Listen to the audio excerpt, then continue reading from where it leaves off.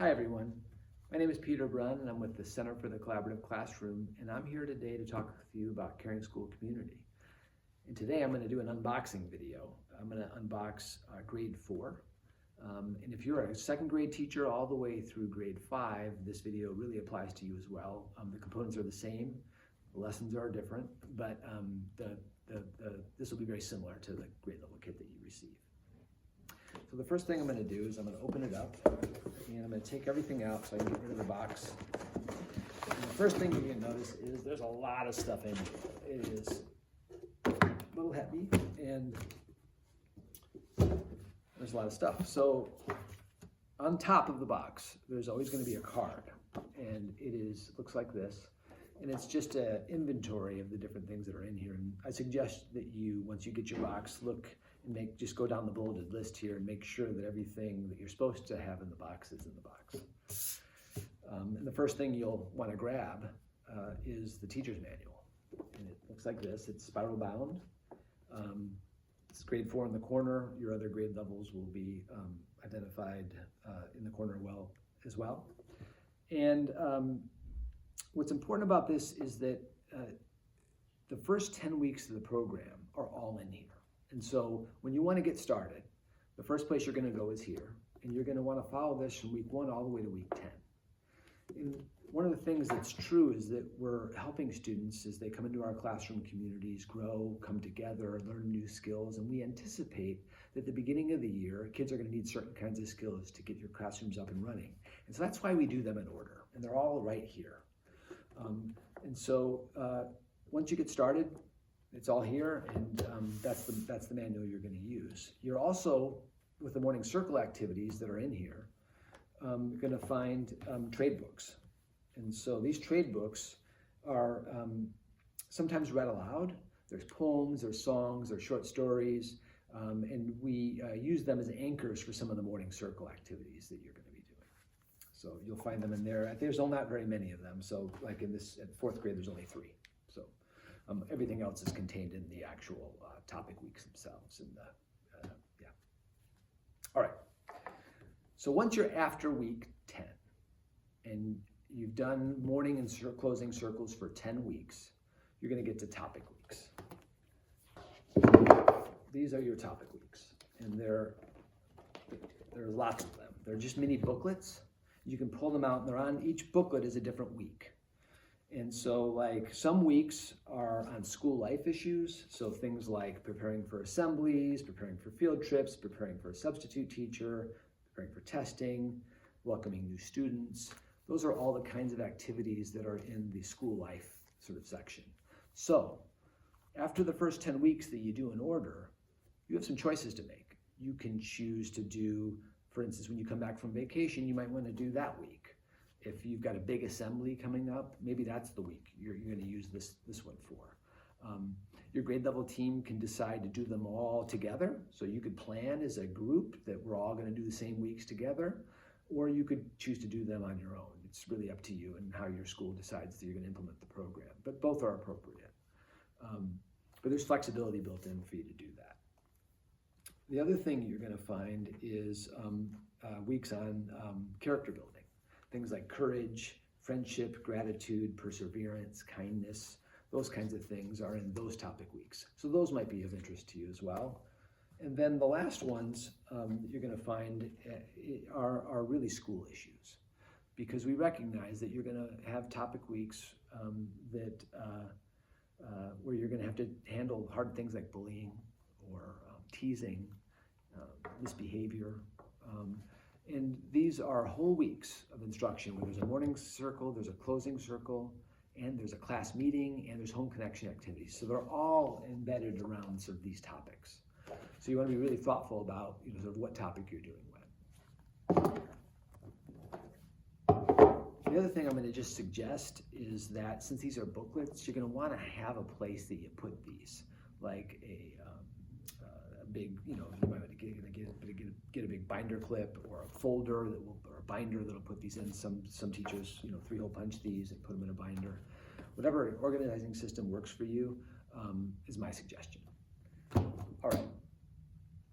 The next part of the program I want to talk to you about is the discipline component.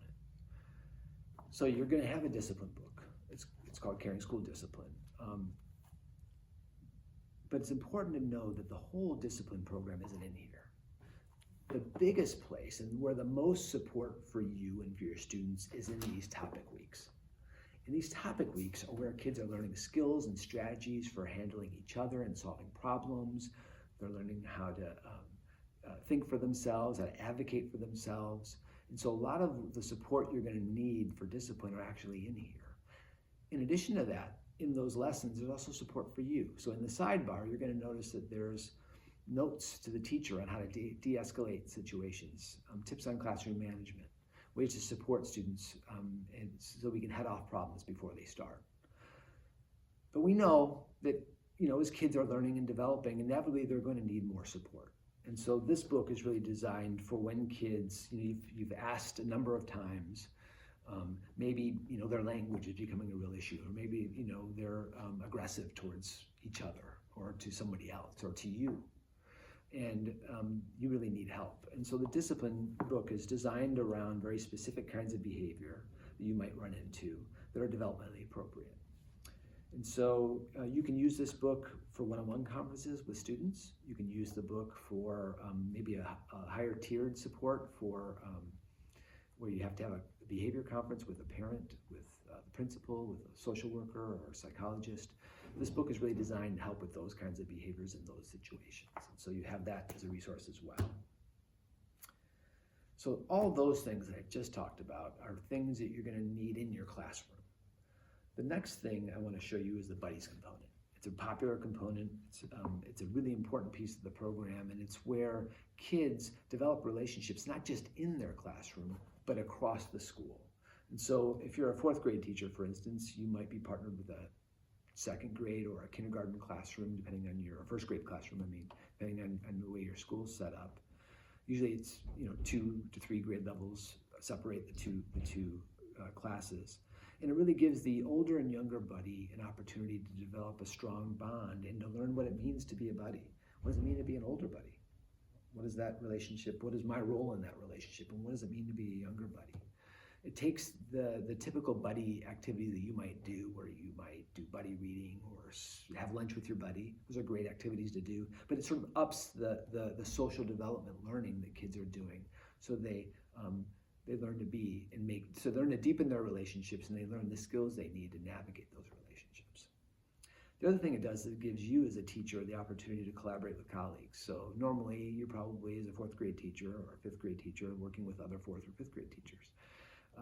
And what this allows you to do is to work with someone who's maybe a couple different grade levels beyond you and someone you don't normally collaborate with. And so it's another way of thinking about building our adult community in a school. The last thing I'm going to talk about that's in the box is the assessment resource book. And this is where both the individual student assessments and the whole class assessments live. And this is really a place for you to track progress. And it's important to note that all the assessments in Caring School Community are really designed to help you pace instruction, to help you know whether or not kids are learning the skills and strategies that you're teaching them and you're supporting them with. And it also helps you sort of target where you might need to spend more time. Maybe you're going to repeat a week because it's just appropriate for where kids are at. So that's what's in the box. The last thing I want to mention is what's not in the box, and that's the learning portal. All of the resources that I just went through with you, except for the trade books, are on the learning portal. They're all available digitally to you. And so if, for instance, you go home and you are trying to plan, I've got this week here on exclusion. This is an important week to me. I might, if I left this in my school, I can go log in from home and I can get access to the full lesson. So that's all available to you as well. So I hope this was helpful. I really encourage you to use all these resources. The one last thing I should mention is that in the topic weeks, one of the things that we have is a template for you to write your own week. So if, for instance, you run into a problem or an issue that's true in your community that we didn't write, and inevitably there'll be things that come up that we won't have anticipated, that both in the learning portal and here, there's a template for you to write your own week. So I wish you the best and good luck.